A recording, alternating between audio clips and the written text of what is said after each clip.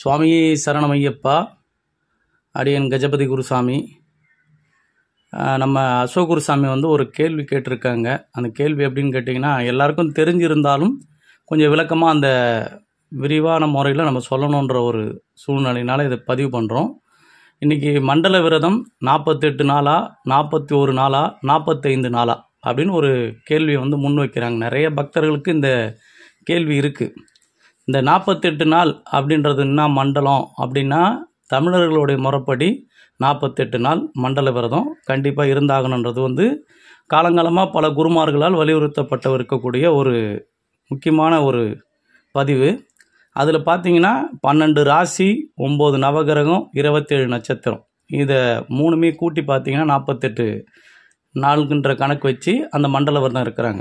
ஏன்னா ஒவ்வொரு ராசியில் இருக்கக்கூடிய தன்மையும் நவகிரகத்தோடைய ஆசீர்வாதமும் நம்ம ராசி எந்த ராசின்னு தெரியாது. அதனால் எல்லாருடைய அந்த அனுகிரகமும் ஒன்றா கிடைக்கணுன்றதுக்காக 48 நாள் மண்டல விரதம் இருந்தால் பூர்த்தியாகும் அப்படின்றது ஒரு நம்பிக்கையின் அடிப்படையில் செய்யக்கூடிய ஒரு விஷயம்.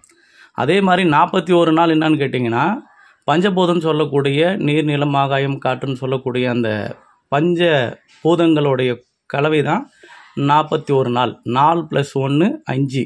இந்த 5 தான் பஞ்சபூதம்னு சொல்கிறது. இது தாந்திரிக முறைப்படி வாயை திறந்து மந்திரம் சொல்ல மாட்டாங்க. ஆகம விதிப்படி எப்படி வரும்னு கேட்டிங்கன்னா, தாந்திரிகத்தில் எல்லாமே முத்திரை பிடிச்சி எல்லாமே பஞ்சபூதத்தை வச்சு தான் பூஜை பண்ணுவாங்க.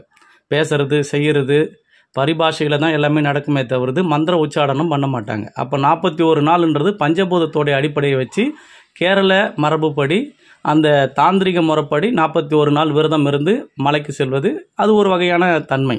அதே மாதிரி 45 நாள் ஏன் மண்டல விரதம் இருக்கணும் அப்படின்னு கேட்டிங்கன்னா, நம்ம வருடத்தோட கணக்கு பார்த்திங்கன்னா 360 நாள் அப்படின்னு ஒரு கணக்கு வச்சுருப்போம். இது 8 பாகமாக பிரித்து பார்த்திங்கன்னா 45 நாள் வரும். இது என்னன்னு கேட்டிங்கன்னா, பிரதமையில் தொடங்கி பௌர்ணமியில் முடிகிற ஒரு கணக்கு. 15 நாளைக்கு ஒரு திதின்னு பார்த்திங்கன்னா 3 திதி பார்த்திங்கன்னா 45 நாள் வரும். இந்த 45 நாள் + 8ன்னு போட்டிங்கன்னா 360 நாள் கணக்காட்டும். அப்போ ஜாதகப்படி சில பேர் அந்த ஜாதக அடிப்படையில் நிறைய நம்பிக்கை வச்சுருப்பாங்க. அவங்களாம் பார்த்திங்கன்னா இந்த 45 நாளுக்கு மேலே தான் மலைக்கு போகணுன்ற ஒரு கணக்கு வச்சுருப்பாங்க.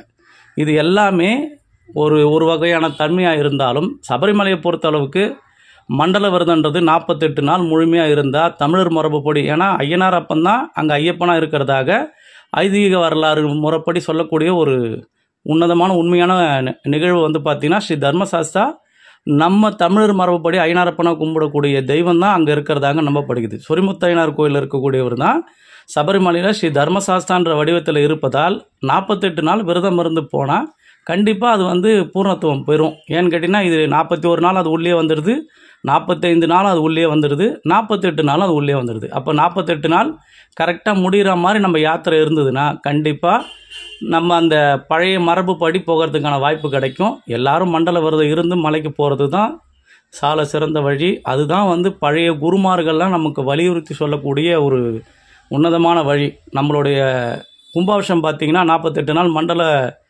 பூர்த்தி விழா செய்வாங்க. அதில் நிறைய விளக்கம் நம்ம கொடுத்துருக்குறோம். அப்போ ஏன் ஒரு தெய்வத்தை 48 நாள் பிரதிஷ்டை பண்ணி அதுக்கு ஆகம விதிப்படி அபிஷேகம் பண்ணி 48 நாள் கரெக்டாக அந்த மண்டல பூஜை பண்ணுறாங்கன்னா, ஒரு ஆரம்ப காலகட்டத்தில் ஒரு உயிர் உட்கார்ந்து அது பூரணமாக முழுமை பெறணும்னா 48 நாள் தேவைப்படுது. தெய்வமாக இருக்கக்கூடிய அந்த சக்தி உட்கார்றதுக்கு 48 நாள் கண்டிப்பாக தேவை. அதே மாதிரி தான் மனித உடம்புல நம்ம இறைவன்ற சொல்லக்கூடிய சபரிமலை மாலை கழுத்தில் நம்ம ஏந்தி விரதம் இருக்கிற காலகட்டத்தில் ஒவ்வொரு நாளும் நம்ம குளிக்கும் போதும் அபிஷேகம் பண்ணுற மாதிரி, அப்போ 48 நாள் கரெக்டாக நம்ம பூர்த்தி ஆகும்போது நமக்குள்ள தெய்வம் அருள்பாலிக்கக்கூடிய தன்மை உருவாகும். அதுதான் உண்மையான வழி. அதனால் ஐயப்ப பக்தர்கள் 48 நாள் விரதம் இருந்து மலைக்கு போகிறது தான் சால சிறந்த வழி. சுவாமியே சரணமையப்பா. அடியன் கஜபதி குருசாமி. சுவாமி சரணம். சுவாமி.